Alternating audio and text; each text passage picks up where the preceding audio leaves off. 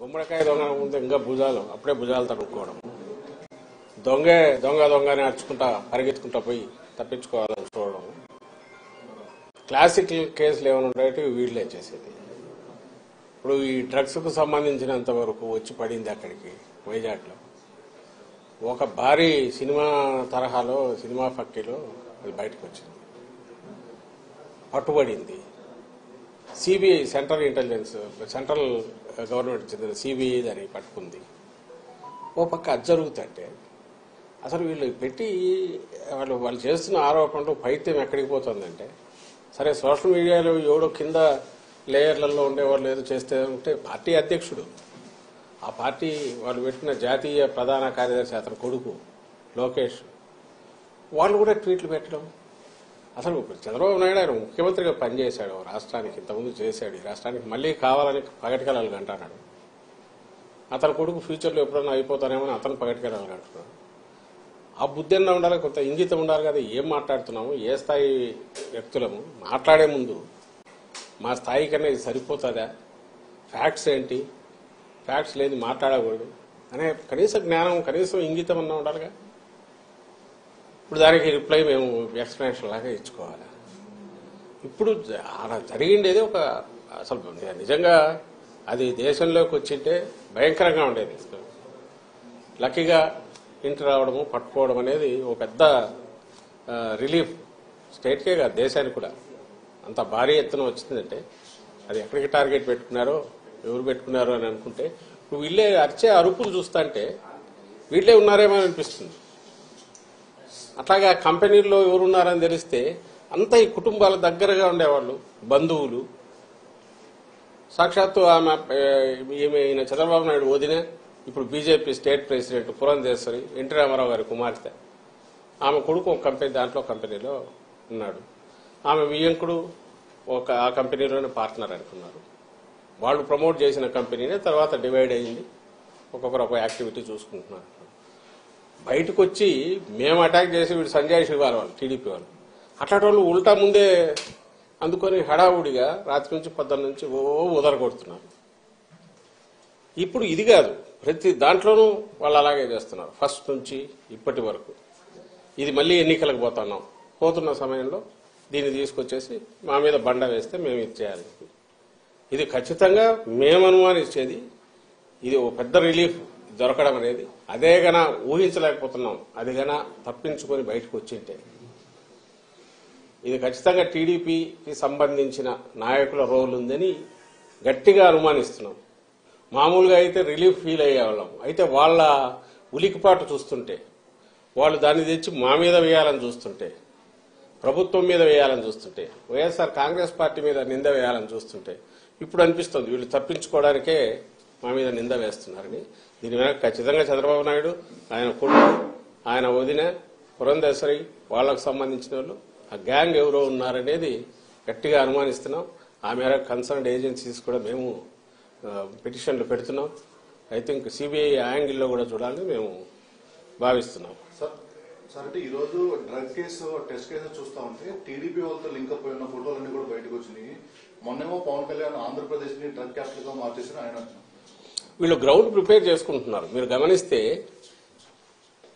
Drug related గంజాయి మన state లో అంటే గంజాయి మెయిన్ దాని మీదనే ఉండేవాళ్ళు. ఇంతకుముందు టోకెన్ గా ఎప్పుడన్నా జరిగేవి, నామకా వస్తే దాడులు జరుగుతుండేవి, తగలబెట్టేవాళ్ళు. మీరు గమనిస్తే ఉమ్మడి స్టేట్ లో అట్లాగే ఉండేది.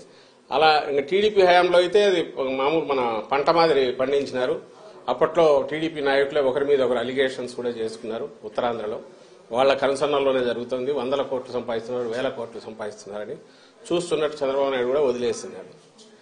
ఈ మా గవర్నమెంట్ వచ్చాక, జగన్మోహన్ రెడ్డి గారి గవర్నమెంట్ వచ్చాకనే నాట్ ఓన్లీ ఆ సాగును ధ్వంసం చేయడమే కాకుండా ప్రత్యామ్నాయ జీవనోపాధి కూడా కల్పించి అట్రాక్టివ్ ఆకర్షణీయమైంది. ఎందుకంటే దాంట్లో వచ్చే తక్కువ కష్టానికి ఎక్కువ ఫలితం వస్తుంది కాబట్టి దానికే అలవాటు పడి ఇంకా వేరే వైపు చూడని అటు ఆ ప్రాంతం ప్రజలందరికీ కూడా, అదిలో సరిహద్దు ప్రాంతంలో ఉండే వాళ్ళందరికీ ప్రత్యామ్నాయ పంటలను చూపించింది మా ప్రభుత్వం. దానికోసం సెంట్రల్ గవర్నమెంట్ కూడా, హోమ్ డిపార్ట్మెంట్ కూడా ప్రైజ్ చేసింది. ఏపీ నెంబర్ 1 నిలబడింది. ఏది ఈ ఆపరేషన్ పరివర్తన అని, ఆపరేషన్ నవోదయం అని. ఎవరైతే ఈ సాగు మీద డిపెండ్ అయిన ప్రజలు కానీ, బార్డర్ వీళ్లు కానీ దానికి అలవాటు పడిన వాళ్ళను దాని నుంచి మళ్లించడంలో ఏపీ నెంబర్ 1 అనేది నిలబడింది. దానికోసం ఎస్సీబీ అదే పని మీద ఉంది. ఎస్సీబీ పెట్టిన తర్వాత 11,000-12,000 ఎకరాల్లో సాగును ధ్వంసం చేశారు. అంతటితో మళ్లీ వాళ్ళు దాని వైపు పోకుండా different crops, alternative crops, remunerative crops ను అక్కడ ప్రమోట్ చేసి వాళ్లకు జీవనోపాధి కల్పించి అది కన్సిస్టెంట్ గా నడుస్తుంది. ఉక్కుపాదం అంటే రియల్ సెన్స్ లో మోపడమే కాకుండా ఆ ప్రజలు మళ్లీ సర్వైవ్ అయి బాగా ఎదగడానికి అవసరమైన ఏర్పాట్లు కూడా చేసింది ఈ ప్రభుత్వం.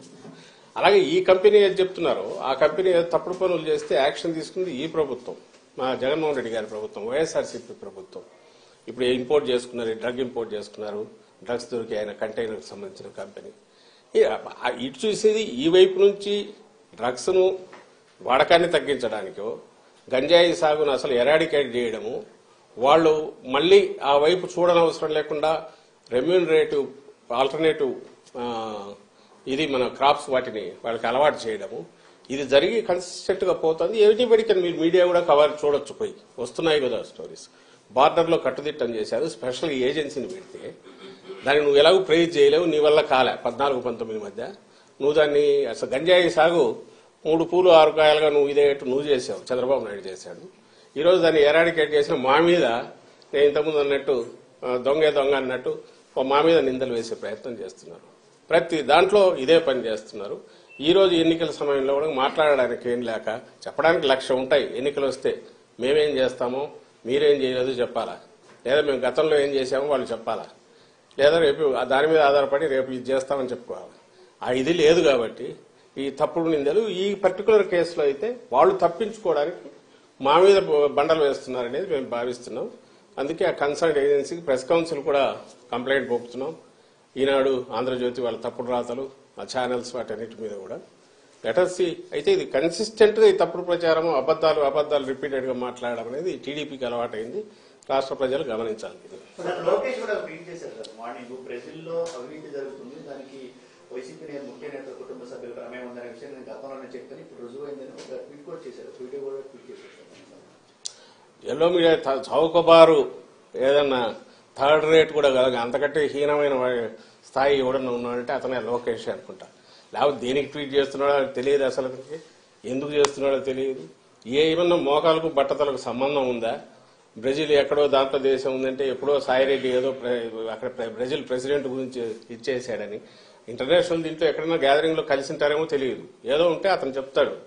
కానీ ఈ రోజు జరిగిన దాంట్లో, ఈ కంటైనర్ లో వచ్చిన దాంట్లో దొరికిన దానికి సంబంధించి ఎవరు దీని వెనక ఎవరెవరు ఉండే అవకాశం ఉంది, ఆ కంపెనీ కాన్షియస్ గా చేసిందా అనేది తేలాల్సి ఉంటే అప్పుడు సహజంగానే కంపెనీ ఎవరిది అనేది చూస్తారు. అది చూస్తే సహజంగా మొత్తం ఎవరు అనేది కనపడుతోంది. దగ్గరి బంధువులు, కుటుంబ సభ్యులు, లేదా వీళ్లతో కలిసి ఎప్పుడు తిరిగినట్టు ఆ ఫోటోలు అన్ని బయటకు వచ్చాయి. ఈ గ్రూప్ తో, ఈవెన్ చంద్రబాబు నాయుడుతో ఉండేవాళ్ళు ఆయనతో ఉన్నారు. ఆ గ్రూప్ కు సంబంధించిన వాళ్ళు ఎవరు రెగ్యులర్ గా కలుస్తారో వాళ్లే ఆ కంపెనీల్లో ఉన్నారు. ఇది సహజంగానే వాళ్ళ మీదకే పడుతుంది. పడడానికి కూడా అవకాశం ఎందుకుంది? అలాంటి ఆలోచనలు చేసే లక్షణం కూడా చంద్రబాబు నాయుడు ఉంది కాబట్టి, తప్పుడు దారిలో ఎట్లా అధికారంలోకి రావాలని చూస్తాడు కాబట్టి వాళ్ళ మీదకే వస్తుందనే దాన్ని ప్రియంప్ట్ చేయడానికి ఉల్టా మా మీద దాడి చేస్తున్నారు. లోకేష్ చేసినా, చంద్రబాబు నాయుడు చేసినా అదే ఉద్దేశంతో చేస్తున్నారు. ఆ స్థాయి నిజంగా ఆ స్థాయికి రావాలనుకున్న వాళ్ళు చేయకూడని పని చేస్తున్నారు. వాళ్ళు అంటే వాళ్ళకి ఈ జన్మలో ఈ రాష్ట్రంలో ప్రజలు అవకాశం ఇవ్వలేదని తెలిసిన తర్వాత వచ్చే డెస్పరేషన్ లోనే ఇలాంటి కామెంట్స్ చేస్తున్నారని మేము అనుకుంటాం. సార్ అంటే వైసీపీ ఓడిపోతున్నాం